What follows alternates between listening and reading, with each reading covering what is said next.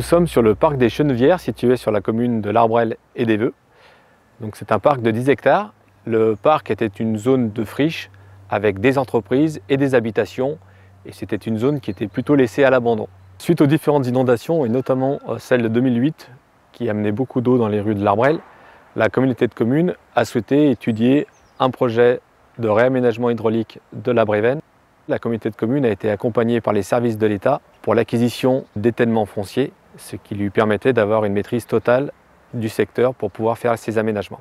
Les principaux objectifs d'aménagement ont été en premier de reconnecter des équipements majeurs de la commune, comme la gare, les quartiers sud de l'Arbrel et le centre-ville également. L'objectif était d'offrir aux habitants de l'Arbrel un espace pour lequel ils puissent se balader ou faire du sport, puisque le parc offre une boucle de 2 km, et éventuellement de se détendre avec des espaces de jeux et de pique-nique. Quand on arrive sur site, la rivière est invisible, elle est totalement canalisée, chenalisée dans un très mauvais état écologique. On a simplement supprimé les digues, les remblais et les aménagements, les ouvrages transversaux qui encombraient son lit et ses berges. Le fait de bénéficier de grandes emprises, c'est vraiment la clé pour pouvoir faire un projet très simple. C'est-à-dire qu'on profite des capacités de la rivière pour restaurer en fait ses fonctionnalités. Et donc c'est pas nous, en intervenant, en réalisant des aménagements, des artifices, qui avons restauré les formes, la diversité physique de la rivière, c'est elle-même qui l'a fait. Et ça parce qu'on a bénéficié de l'argent prise et qu'on lui a redonné une certaine forme de liberté.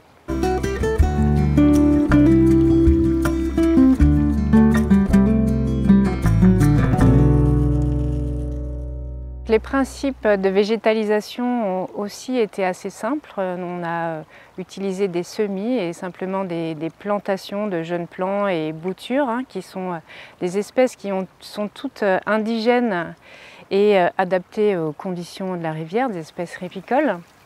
Il y a une grosse pression des espèces exotiques envahissantes sur ce site, donc on a dû quand même végétaliser de manière assez volontaire l'ensemble des espaces.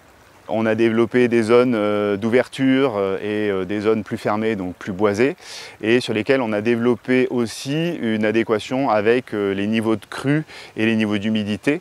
C'est-à-dire qu'on a développé des boisements à bois tendre sur les zones humides et des bosquets à bois dur sur les zones plus sèches. L'ensemble des matériaux ont été réutilisés et revalorisés in situ. Ça se concrétise par l'ancienne digue qui se trouvait de part et d'autre de la Brévenne ont été concassées et ce concassé a été utilisé pour réaliser les cheminements piétons. Toute la végétation qui a été supprimée sur les berges ont été réemployées. Les fûts ont été revalorisés soit en bancs, soit en parcours de troncs pour aménager des jeux pour enfants. Pour recevoir le public, on a aménagé des stations d'accueil sur différents points d'entrée du parc.